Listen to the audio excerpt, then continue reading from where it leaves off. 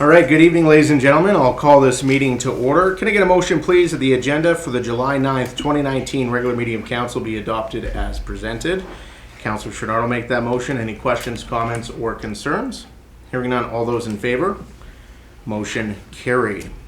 Can I get a motion, please, that the minutes of the June 18th, 2019 regular meeting of council be adopted as presented? Councilor Bevan will make that motion. Any questions, comments, or concerns? Hearing none, all those in favor? Motion carried.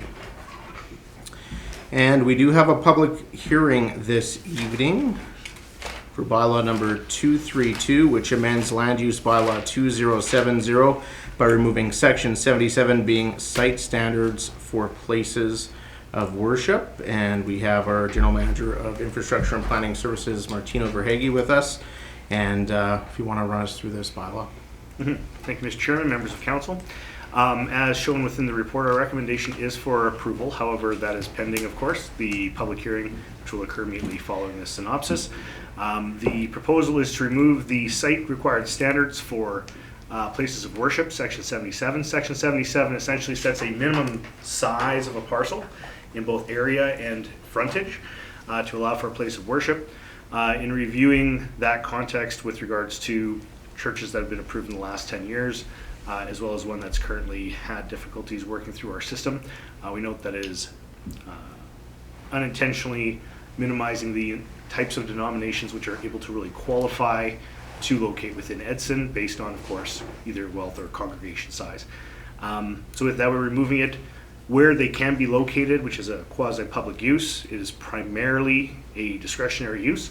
So should a specific site be of concern to people, they of course will have the ability to propose any issues or bring up any concerns they have with those specific developments when they occur. All right, thank you, Martino. And so we'll open this public hearing. Is there anybody in the gallery that would like to speak for or against this bylaw? Give it a few seconds here. Just kind of stand like over. Yeah. Just a question through to administration. Have we received any correspondence from the public at all on this issue? I don't believe so. No. Okay, thank you. All right, well, we'll close that public hearing, and thank you, everybody, for your questions and comments. We'll move on to delegations. We have the Canadian Association of Petroleum Producers here this evening to give us an update. So I'll just ask our representative to come forward and maybe introduce herself, and look forward to her presentation. Hi, everyone. Is there a microphone or you can hear me? Yeah. Okay. What's that? So I'm Kelly McTaggart. I'm from the Canadian Association of Petroleum Producers. So I represent Western Canada. It's me and one other person, Chris Montgomery, who some of you may know. And we do Western Canadian outreach. So we're really here to speak to municipalities, rotaries, and chambers about what's going on, broadly speaking with the industry, and also from a more localized policy perspective. So if I can jump right into things. Right ahead. Perfect. So for those who don't know, the Canadian Association of Petroleum Producers is the largest industry association in Canada. So we represent 80% of the oil and gas produced in Canada from coast to coast. So we have offices in Newfoundland, west to Vancouver and Victoria, with our largest office being in Calgary.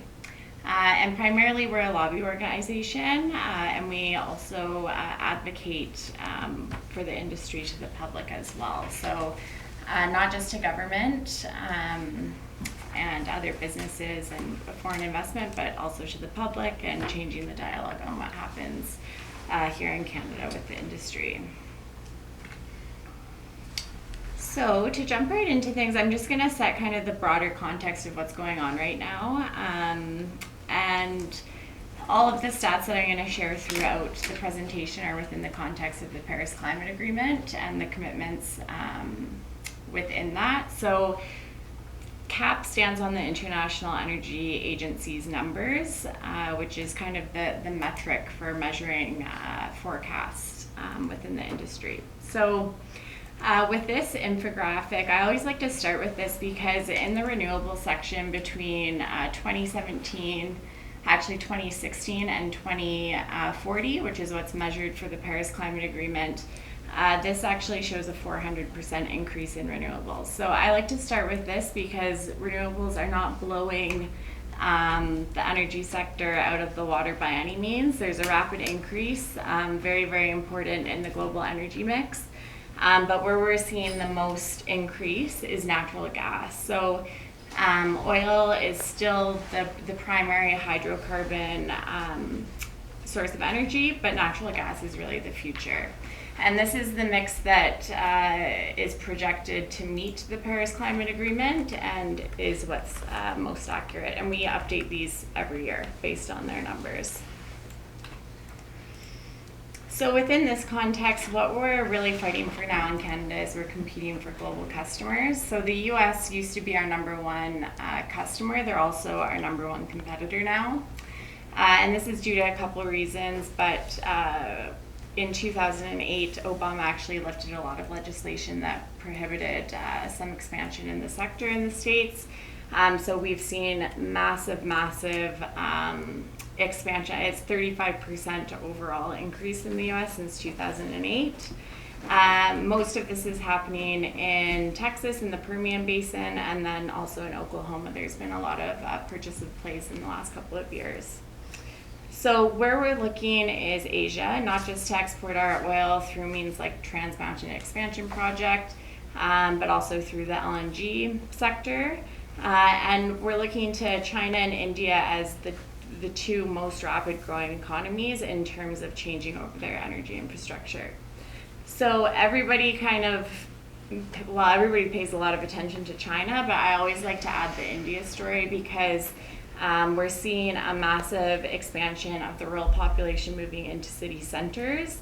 And we're also seeing an exponential growth in their population, whereas with China, it's actually stagnating for the first time in decades due to the one-child policy, but we're not seeing that in India.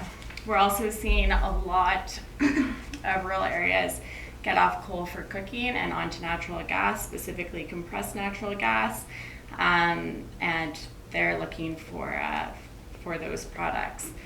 Just to put this into perspective, what they're looking for in terms of resources per day is more than we produce in all of Canada. So huge market. This is just to highlight what's going on in terms of upstream capital investment in Canada. We had a very strong year in terms of conventional assets, so natural gas and oil, as well as the oil sands in 2017, which was positive. It showed us getting out of that recession. Now, because of a pipeline issue and capacity issues on our pipelines, we've seen a very strong decrease, which is continuing into 2019.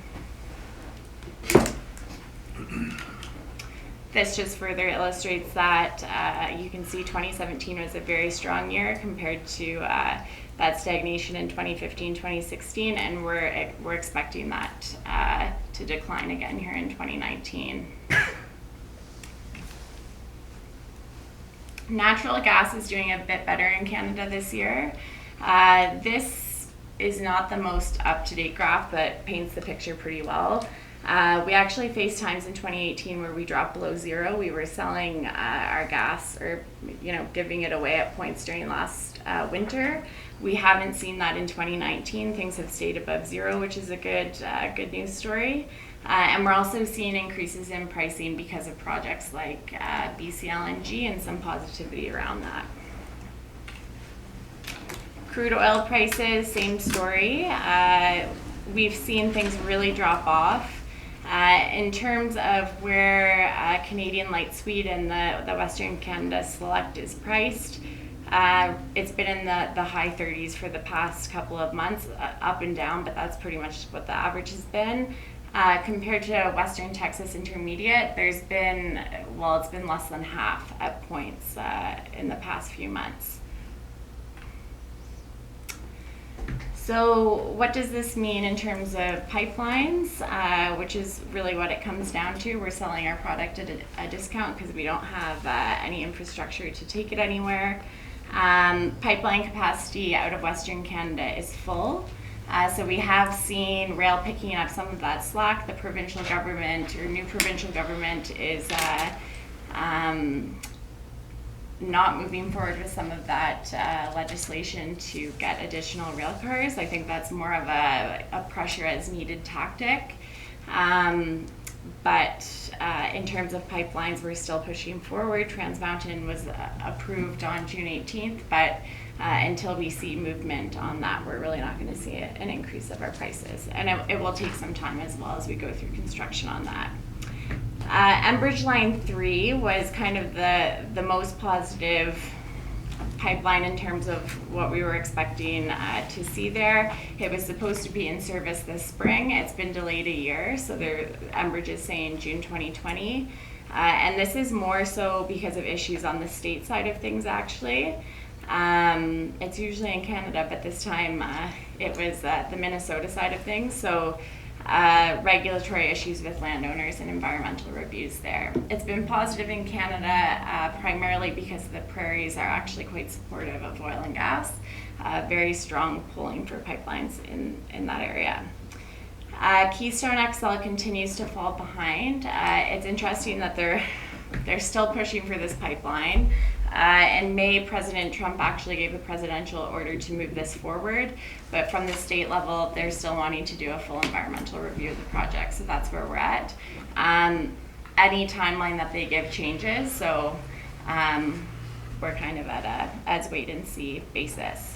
One thing I'd like to point out on this is that Trans Mountain expansion is the most important of all of these projects in my perspective, because it signifies a new market entirely for Canada, which is, of course, Asia. The natural gas markets, I mentioned already, I won't get too deep into this, but it is a more positive situation for the natural gas side of things than oil, for a couple of reasons. One, we still have room in our main lines, so in BC and then in other main lines in the country, so we're not selling at as much of a discount in terms of differential compared to oil. And then some of the bottleneck issues have actually been resolved in northwestern Alberta, so TransCanada has been working hard at that, as well as some midstream developments with companies like Pembina and that sort of thing. And then in terms of LNG, it was approved this year, Canada LNG, so the consortium of companies that will be shipping liquid natural gas to Asia. And what this really signifies is that the BC government was willing to make this happen. There was a lot of policy put in place, including steel tariff issues and that sort of thing, but it's paved the way for some other smaller LNG projects. Most recently, actually, that's going to affect Alberta greatly is Shell's recent sale to Purity, which is a Canadian company, and they're looking to send Alberta gas actually east out of Nova Scotia, but that'll be an LNG project.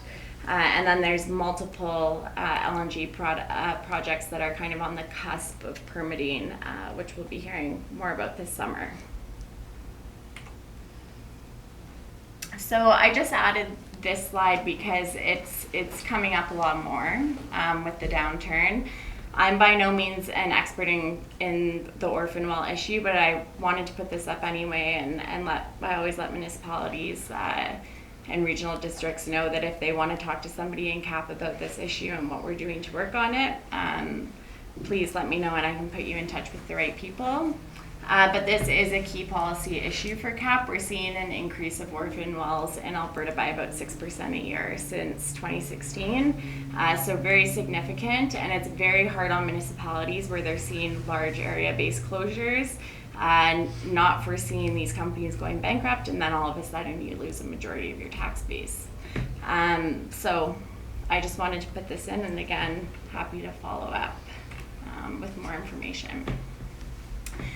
And then for the past year or so, the two main policy issues we've been looking at from a federal perspective is Bill C-69 and Bill C-48.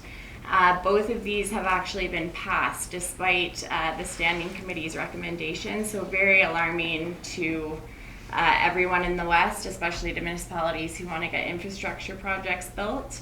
A lot of the amendments that were put forward from an industry perspective, not just oil and gas, but from industry broadly speaking in Canada, were not adapted, despite the fact that actually more amendments were made to this bill than any other bill in Canada in the past, I think, 20 years was the stat. So quite remarkable. And then Bill C-48, which is the moratorium against oil tankers on the West Coast. This has been passed as well, despite the standing committee saying that it was a detriment to the Canadian public, broadly speaking. So we continue to advocate on this. What we can do right now is the path isn't really clear, but these bills are being signed into law. The Alberta election recent, there hasn't been enough time for real policy influence to take place, but I just wanted to put this in. We are a nonpartisan organization, but we work closely with the Alberta government and some of the decisions they're making. And from our perspective, they're really working on investment forward platform for the industry, which is getting some of that lost capital investment back. And I think we'll leave it at that. All right. Thank you very much for your presentation. We'll open the floor for questions or comments. Any councillors? Councillor Chenard. Yes, actually, thank you for coming out. On your chart where you had coal going into 2040, Yeah. that I was quite pleased, like I'm just right there. So that means Yeah. coal is still going to be strong right up to 2040? Yeah, we are seeing a major stagnation in coal though, and that's because a lot of the coal-powered kind of utility use is moving over to natural gas. And this is compressed natural gas. And then, of course, we're starting to ship liquid natural gas all over the world. So that's why. So according to this, coal is still fairly strong, looking at the Still graph. strong, yeah. I mean, it's not dropping off by any means, but, I would predict 40 years after, so from 2040 to 2080, that's Right. where I think we'll start to see a very sharp decline in coal use. Okay. Any other questions? Councillor Sorensen? Great to have you out. I recently saw a presentation where they mentioned that Energy East pipeline might be converted to natural gas. Have you heard any more about this, or can you fill me in? Well, I would be curious to know who is speaking, but there isn't anything on the table for Energy East. This is something that comes up pretty much at every conversation I have, every talk I do. It's not moving forward for a couple reasons, but the first is that there was too much investment uncertainty from TransCanada's perspective. So not only did the NEB kind of impose the standard Section 52, it would have been the Section 52 application, the consultation requirements went way above and beyond that. So it was just too expensive to even get into the thick of the early project cycle. From the natural gas conversion, I haven't heard anything about that. Okay, thank you. All right. Councillor Bevan? Yes, thank you. You had up on your chart the conventional and that. What about the non-conventional? Because I know there's companies that are getting away from the non-conventional, going to conventional. So what are they doing with that non-conventional? So for conventional, actually, this includes non-conventional. So how we break it up for these purposes, which is kind of the opposite as the rest of industry does it, we do it by oil sands and then everything else, basically. No, I was looking at oil companies were getting away from non-conventional because it was not as easy to get everything out of the ground as conventional was, and they were selling off a lot of their non-conventional stuff to the bottom feeder sort of deal, and picking them up and becoming big players in the end in that. That's definitely happening. Where we've seen a kind of an uptake is in the conventional side in terms of how you see conventional, and that's just because it's much cheaper. So from an investment side, there's more certainty around it. Yep. So for international players, that's where we're seeing expansion in Canada. Yeah. All right, thank you. Deputy Mayor Wilkinson. Thank you very much for coming up and doing the presentation. And you mentioned that you're primarily a lobby group. So in the last 12 months, what would be your biggest coup? So really Bill C-48 and Bill C-69. So we spent a lot of time in Ottawa. Our president, Tim, has almost exclusively been focusing on Bill C-69. And we've worked with municipalities from kind of my perspective and the things that we do from an outreach point of view. Some of our stakeholders have actually testified in the hearings for those bills, especially some of the municipalities in northeastern BC. We saw a lot of traction, as well as the Cold Lake area actually, and Bonnyville, and that's not just from municipalities but also from chambers of commerce. So that's where we've been focusing our attention. Okay, thank you for that effort. Councillor Chouinard? One more question I had for you is like where you're saying some of these companies are going broke and walking away, and I cannot think of the company's name right now, but it was a fairly large player that walked away from their wells. Is there something in play for, you know, companies to take them over, or do you have any involvement in that? Yeah, so you might be thinking of Trident. Yes. Yes, so That was the name. I couldn't. yeah, Trident was a big one, and they're kind of the example of worst case scenario that we would use, because High Level and Mackenzie are pretty small communities, and as I mentioned earlier, it's a massive part of their tax base. In that case, there was actually no forewarning in that, and that's something Right. CAP's looking at, is what are the mechanisms that we can put in place to see this coming, and have backstop and that sort of thing to implement. I'm losing my train of thought. Well, what we're looking for is just Yeah. for a solution, because like you said, it's a huge impact, and I can remember in towns, but all of a sudden this company goes under, it's a huge tax base.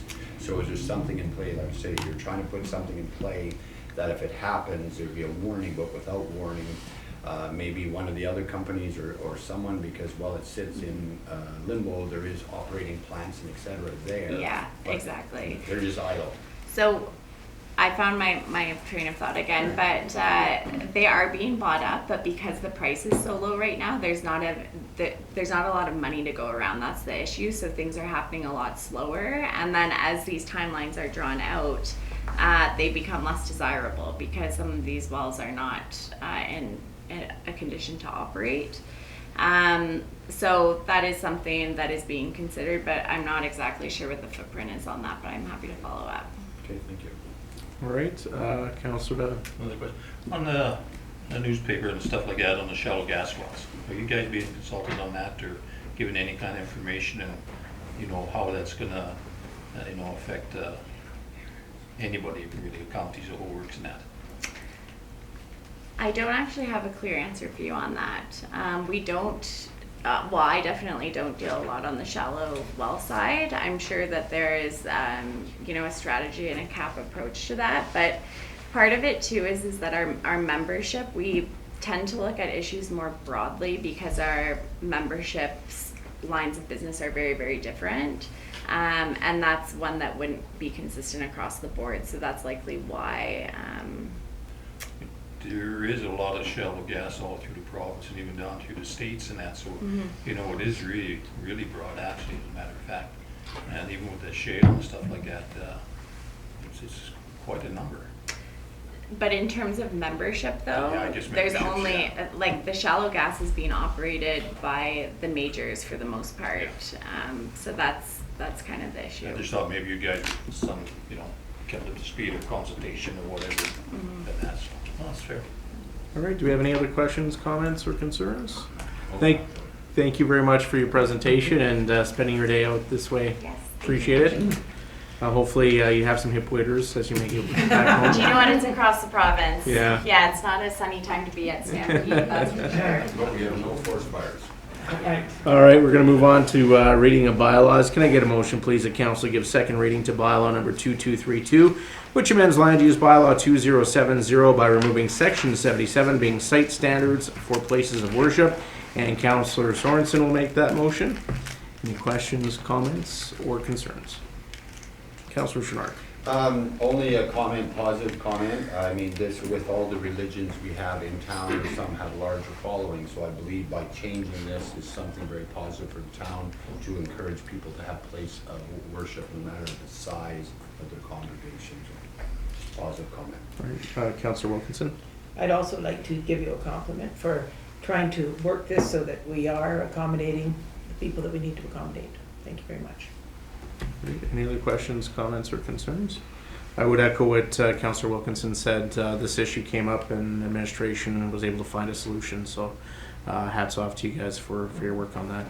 I'll call the question. All those in favor? All those opposed? Motion carried. Can I get a motion, please, that council give third reading to bylaw number 2232? Councillor Bevan will make that motion. Any questions, comments, or concerns? Hearing none, all those in favor? Motion carried.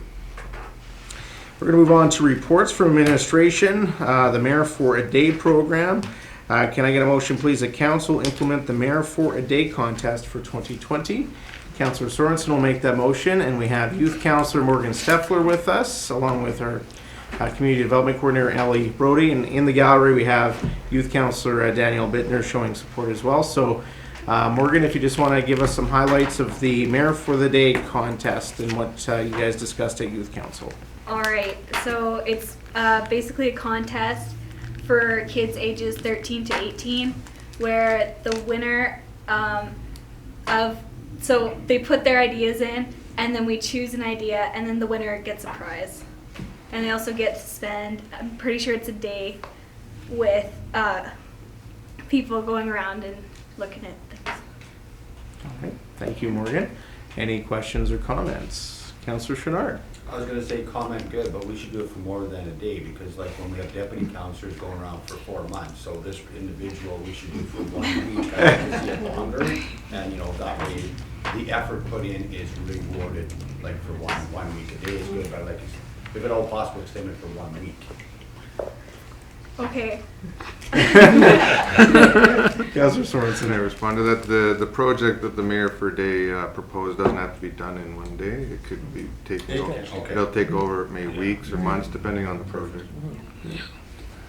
All right, any other questions or comments? Councillor Curry. And to comment to that, I don't think the youth want to spend a week with that. Well, you can wait till I'm deputy mayor, and I'll keep him for 2 weeks. All right, any other questions or comments? I'll call the question. All those in favor? Motion carried. Thank you very much. Thanks, guys. All right, can I get a motion, please, that council approve the landowner's request for a refund of property taxes from the 2016 to 2018 tax years in relation to roll number 3114.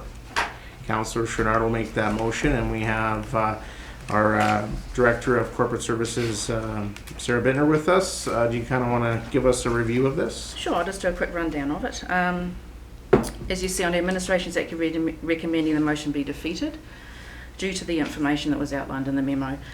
For the 2019 tax year, the property owner had received his notice and noticed that the assessment had gone up quite a bit, so he contacted our assessment, Compass Assessment, Aaron Steblick is the owner of that, and they discussed this year's assessment. In that discussion, it was found that an incorrect construction year had been used for the property since about 2015. However, as stipulated in the MGA, if an error, omission or misdescription in any information shown is discovered, the assessor may correct it for the current year only. That any previous year's assessment errors cannot be addressed within the current year. The onus is actually on the property owner to review their property assessment every year. They get that notice every year, and they have 60 days from the date of the assessment date on that notice to review their assessments and let us know if there's anything that they wish to discuss. They then go to the assessor, and if they're not happy with that process, they then go through our assessment review board process. But it must all be done within that current year. And the reason that the legislation is like this is to protect the municipality's taxation revenue from being any previous year's taxation revenue from being affected in the current year. So those are the reasons why that we're suggesting that this motion actually be defeated. All right. Thank you, Ms. Bittner, and we'll open the floor for questions, comments, debate. Councillor Sorensen, go ahead. I know I'm not 100% clear on the regulations around assessors, but I know similar types of industries have a requirement for errors and omissions insurance. Is there any such insurance available for this assessor to cover this error? I'm not aware of that. I know the MGA does not allow them to alter any assessments from previous years, so I'm not sure if that's even a requirement for them to have that. It does state that you can only do any assessment changes within the current year. With any previous year's assessment, if there hasn't been a query put forward about to change it, it's implied that the assessments are then okay, and then they are closed and considered correct by the province. Yeah, if I may, Worship, I think I would add to that. I'm certain that they have professional liability insurance, which is standard for accountants, engineers, any one of those fields. I'm not sure how directly applicable it is to the situation as Ms. Bittner described, but I'm sure they do. At minimum, have insurance that would protect them in the case of litigation or something of that nature. Okay, thank you. Councillor Chouinard.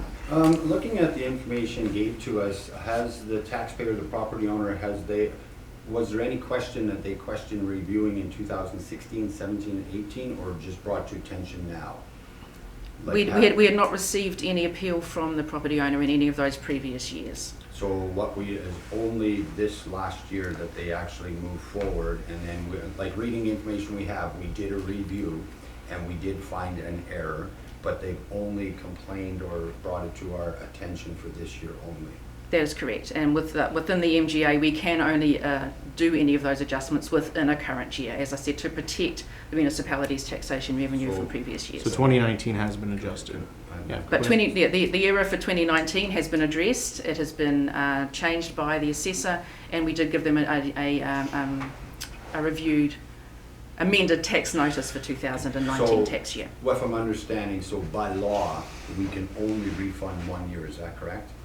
And it's not even a refund, it actually is an adjustment of the assessment. Right, because there's a total refund for 1,036, that's over 3 years. So if I'm just roughly calculating, so $300 and some odd would be for this year, and by law, we can only refund a third of it, correct?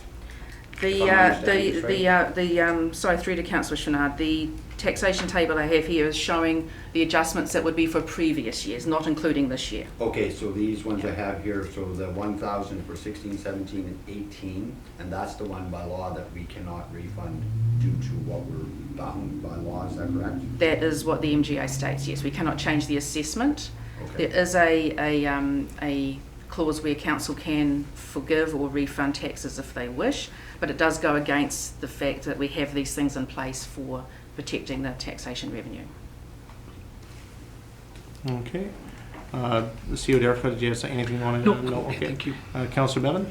I think Councillor Wilkinson was first. Okay, go Councillor Wilkinson. Okay, I'm going to support this, that council approve the request for the refund of the property taxes. I was in a different position where I never paid condo fees on a condo for 6 months, and I'm not a person that checks my bank account. I know I should be.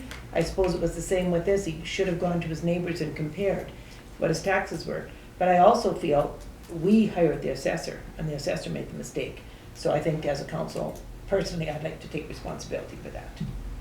Okay, thank you, Councillor Wilkinson. Councillor Bevan. Thank you. As I sat on the board in the last previous council and that for 3 years or whatever, and I realized when this came forward that sitting on that board as a chair at one time too, that we did have some landowners come to us trying to get refunds or whatever, we'd have to look at it, and we said right in the MGA, like you said, we could not go back and look at them. It was for that year only, and there was no way. And we did approach our assessor at the time, and he explained very thoroughly that this is what the MGA was, and it was a mistake on his part, but he could, like you said, adjust it for that 2019 sale or whatever, and that for that calendar year, which, they were doing in that. And I said right in there that we could not go back on it at all. So this is exactly right. And again, as a board, we said, it's on the onus of the landowner to look at their assessment every time it comes out and see what you're being charged and compare. And unfortunately, through the MGA, we can't do it. All right, Councillor Curry, and then Councillor Chouinard, and then Councillor Sorensen. Councillor Through Curry. the chair, Ms. Bittner, I have definitely read my tax assessment in full detail. Does it show our appeal process and the timelines on the tax assessment? Through to Councillor Curry, yes it does. On the back of that we have the full how you go through an assessment appeal if you're not happy with the assessment that you see on your notice. And that has been happening since 2016? We have had that on our tax notices for a number of years. I'd have to look back, but probably even previously to 2016. Okay, thank you. All right, Councillor Chouinard and then Councillor Sorensen. Okay, so just be clear, the motion forward then is council approved the landowner's request, correct? That's the motion, so. Okay, so I just wanted to be clear on that. Administration is recommending that we defeat that motion. Right, but the motion. Yeah. Okay, so I would have to agree with Councillor Wilkinson, is I understand the laws, but somewhere along the line, we need to put the onus on the assessors. I mean, he had a huge project. He's not perfect, he makes mistakes, but what they're bringing forward to us is we're finding an error. So I guess sitting in this chair, I have to be cautious how I do, but I'm also looking at it, there's an error. So I don't know, makes it very hard. I'm just checking the motion though. Go ahead. Through the chair, I believe our hands are quite tied with the MGA and refunding property taxes, but is there an opportunity to give credit to someone's tax account rather than a refund? That's a good way to do it. Ms. Bittner? Yeah, I'm just having Putting you on the spot Putting you there. on the spot a little bit Okay. here. Through to Councillor Sorensen. I don't have that MGA in front of me there. There is where council can, it's not, the word isn't refund. I can't think of the word exactly. Can you remember what that's? It's Yeah, about thank the, you. To my recollection, again, not in front of me, but it does not use the language of crediting. No. I think for all practical purposes, it would be the same act. I honestly am not sure if that's a viable or allowable option, but I do not believe the MGA specifically allows for crediting. I've never seen that in the MGA. Okay, thank you, Councillor Sorensen. I haven't had the chance to comment yet on this. I'm a bit conflicted with this because I believe that we do have, as Councillor Wilkinson, some responsibility because we do contract the assessor. But I also believe property owners have responsibility. As we can't go back and refund taxes, we also can't go back and say, oh, we screwed up, we didn't charge you enough. We would never do that. Once those tax notices get sent out, it's up to property owners to follow the process that's in place. Unfortunately, in this case, the problem has been found after the fact. So I'm really conflicted with it because I certainly feel for the property owner in this case, but we do have processes in place, and I do not want to find myself on the wrong side of the MGA because there is personal liabilities with that. So I will have to go with the advice, and I'll be voting against this motion. And hopefully we don't have these same mistakes in the future. And I would also say that if we did refund this, we could really be opening ourselves up to a lot of people coming to look at previous years and how far back do you go. So it's a really sucky situation, but I think we have to follow process in this case. So, is there any other further questions or comments? CO Derricott. We do have the section of the MGA to do with cancellation of taxes here in front of us. I could have Kayla read that if you so wish. Sure. Go ahead.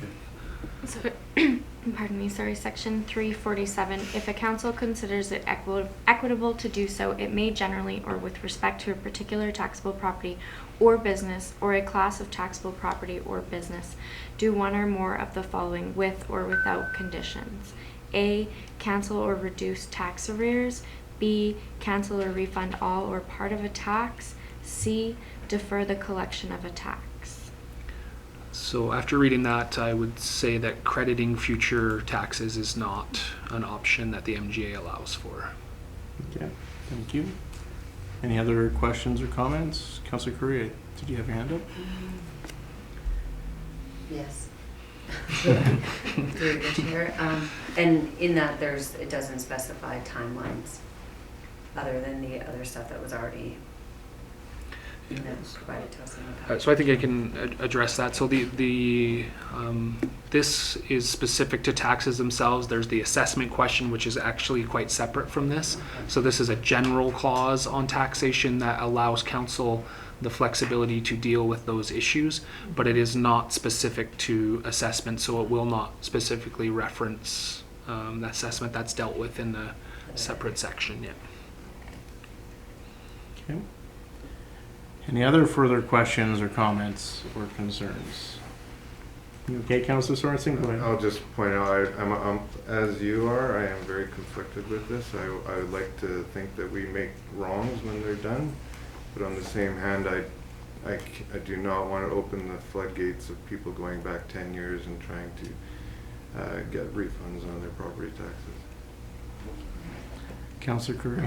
I would just, yes, echo what the two of you have said, and just knowing that the MGA is our governing act, and it is meant to govern municipalities, and I do agree we did something wrong, but unfortunately we are meant to follow our governing act, so it is.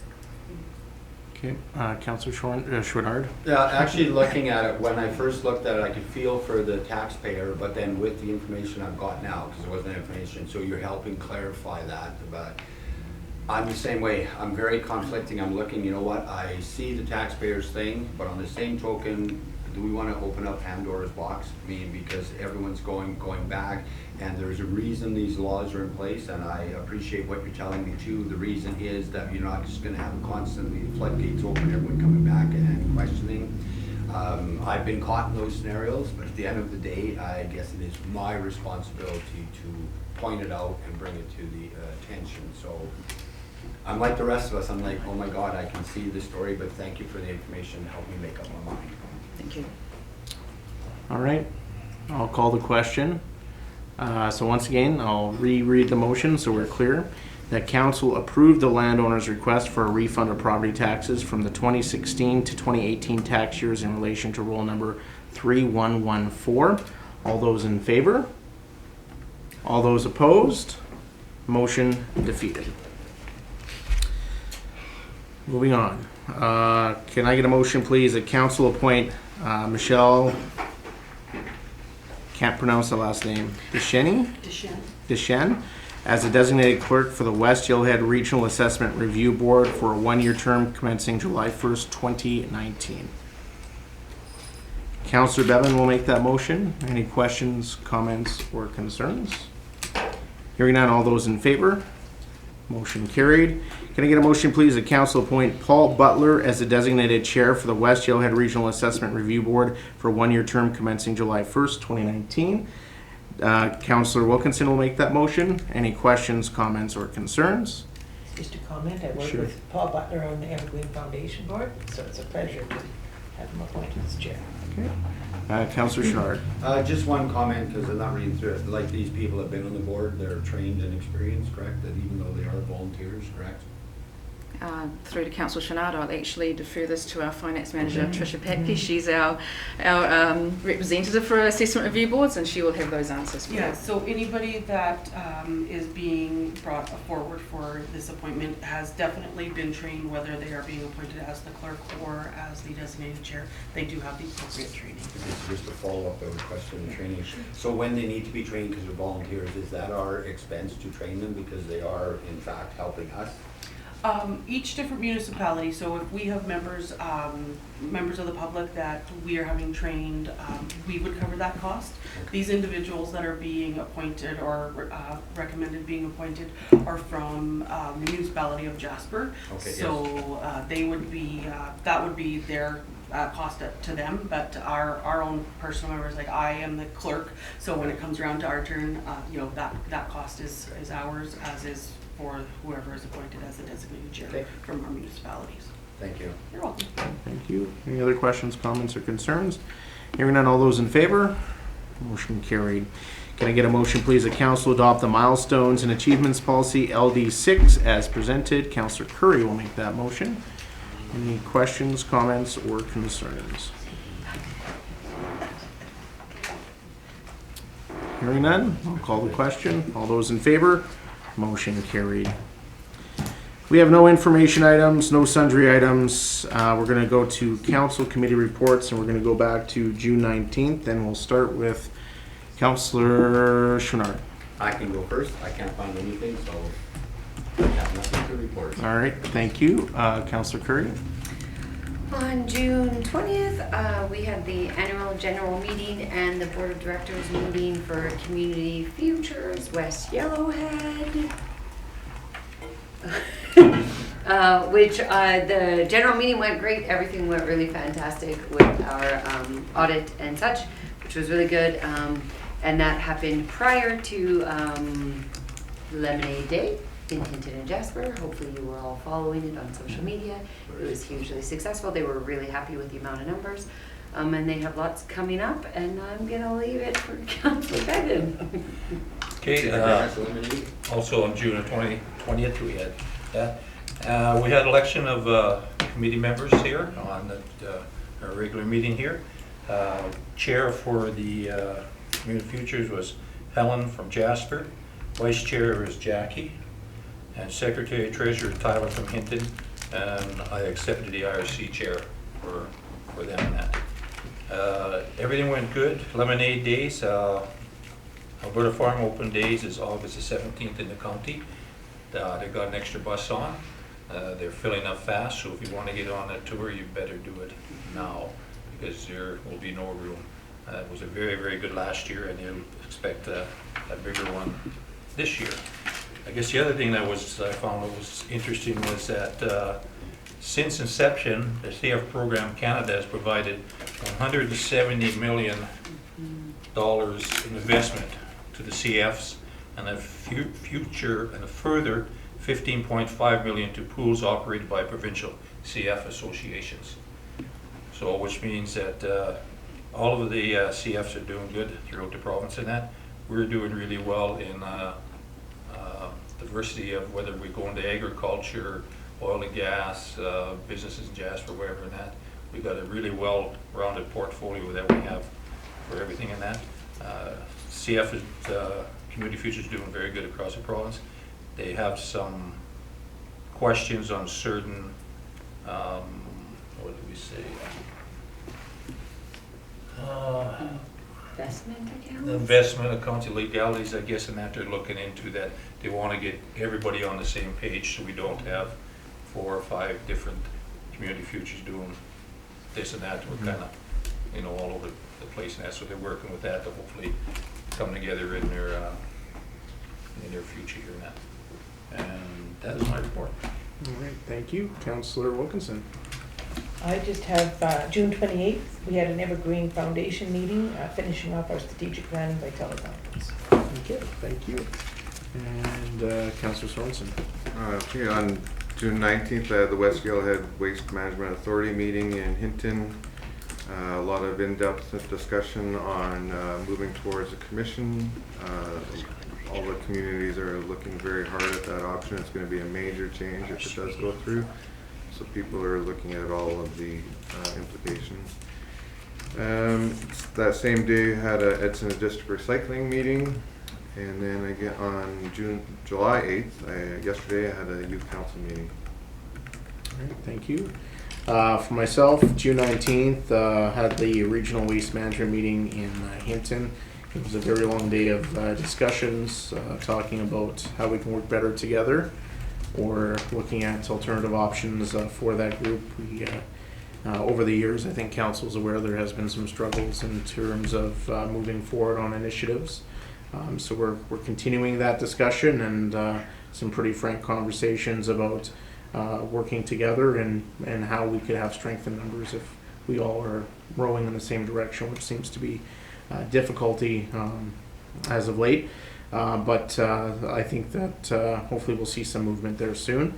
On July 8th, yesterday had a youth council meeting. It was a little smaller group because a lot of the kids are gone to COM in Jasper and other activities for their summer vacation. But we did do a bit of a debrief on how they felt the youth council has been for them, and they're very positive about how this council listens to their ideas and feel very informed and involved and have learned a lot in the process. So to end things off later this summer, we're looking to do hopefully a tour of some town facilities. So we're working with administration on that to see if we can make that happen. And that was my two things for the last couple weeks. So go ahead. It isn't a committee report, but I'd really like to thank Kayla for organizing that seminar on lobbying. I thought that was really very useful, so thank you for that. Absolutely. And lots of positive feedback from our regional partners on So nice to on meet that. with the Green Valley councillors, very nice. All right. Yes, you did miss it. Man. Okay, we have no financials. We'll move on to questions from media and public regarding items from this council meeting. Anybody have any questions? I'd like to comment. For questions, we can certainly have a discussion afterwards if you like. I do have a question. I'm the homeowner with the tax problem, and I understand processes, timelines, and whatnot, so that processes move forward and things don't stagnate. In this situation, I would have thought there might have been extenuating circumstance, being the fact that the company hired by the town to do the tax assessing for them admitted error. This isn't a case of, oh, we said your building might be worth a little more than it is by an assessment measure difficulty, or a process with which we used to do the assessing. It was a mistake. It was admitted as such to me. The language fat finger was used with data entry into my file. Admittedly, yes, I hold responsibility as the landowner to probably have caught this sooner. My question is the term Pandora's box being used, and we don't want people going back and looking into these problems. Is there a faith problem with the company that's been hired to do the job, that we're worried about big problems being looked into?